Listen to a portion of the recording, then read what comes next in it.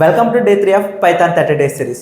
ఈరోజు మన టాపిక్ వేరియబుల్స్ని ఎలా డిఫైన్ చేస్తారు అండ్ వేరియబుల్స్ ఒక యూస్ కేసెస్ గురించి అయితే తెలుసుకుందాం. వేరియబుల్స్ అనేవి ఒక వాల్యూని స్టోర్ చేసుకోవడానికి కంటైనర్స్ లాగా యాక్ట్ చేస్తాయి.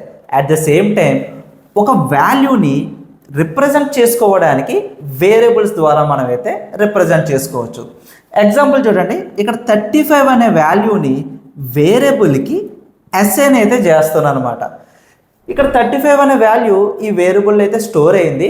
నెక్స్ట్ టైం రిప్రజెంట్ చేసుకునేటప్పుడు కూడా ఏజ్ అనే వేరియబుల్ని యూజ్ చేసి మనమైతే యాక్సెస్ చేసుకోవచ్చు, రిప్రజెంట్ చేసుకోవచ్చు. మరి వేరియబుల్ క్రియేట్ చేయడానికి సింటాక్స్ ఏంటి? ప్రతిదీ కూడా సింటాక్స్డ్ బేస్డ్గానే నేర్చుకోవాలండి. సింటాక్స్ వచ్చేసరికి వేరియబుల్ ఈక్వల్ టు వాల్యూ. ఇది అసైన్మెంట్ ఆపరేటర్ కింద కన్సిడర్ చేస్తాం, which assigns value to the variable. Variable create చేయడానికి కొన్ని రూల్స్ కూడా ఉన్నాయి అండ్ వాల్యూస్లో కూడా డిఫరెంట్ డేటా టైప్స్ అయితే ఉన్నాయి. వాటి గురించి నెక్స్ట్ రీల్ అయితే తెలుసుకుందాం.